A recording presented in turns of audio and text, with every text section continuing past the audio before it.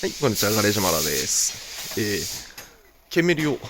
入れてくださっている会社から実はもう一台、コロナマーク2を預かってます。これちょっと途中からになっちゃうんですけど、はい、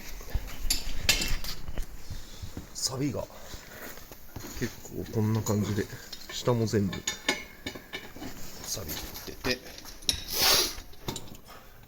裏もそうですね、こんな感じで外がもう見えるような状態です。で、ちょっとボディもいろいろサビがあったんですけど、この辺がちょっと途中からで申し訳ないんですけど、すでにこの辺りも補修済みです。はい。で、反対側も今見せたのと同じような状況だったんですけど、こっちはもう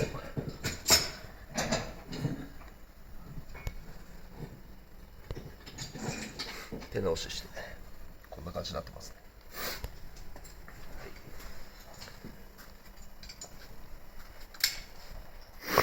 ね。これも、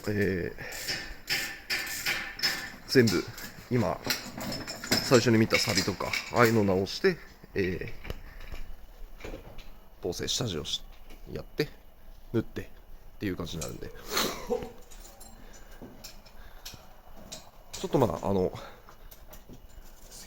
ケンメリもやってるんですけど、こういう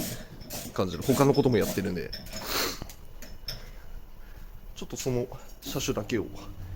楽しみにしてくれてる方には時間がかかってしまって申し訳ないと思うんですけど、ちょっと他の車も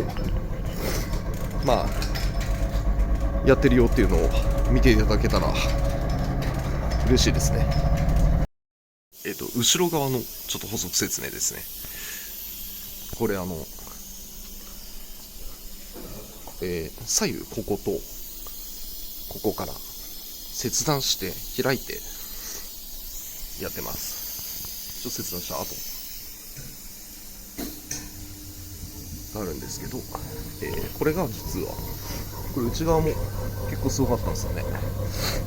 内側もすごかったんで、ここら辺も全部サビ直して穴埋めてフロアも綺麗に作ってます。はい、またちょっとコンプレッサーの音が入ってるんですけど、この辺りも、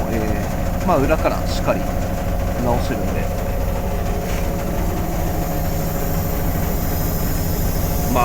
表から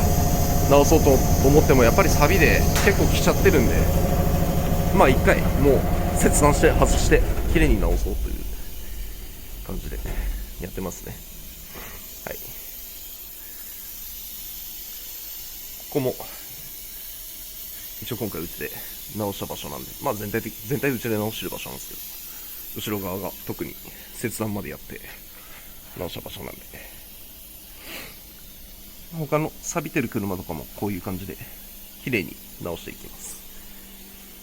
はい、後ろの補足説明でした。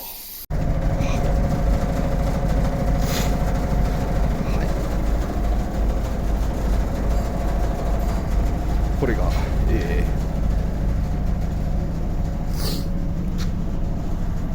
豚目のマーク2ですね。はい。というわけで、ちょっとすみませんね、コンプレッサーの音。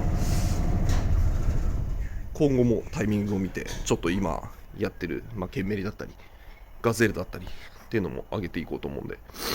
よろしければ見てください。お願いします。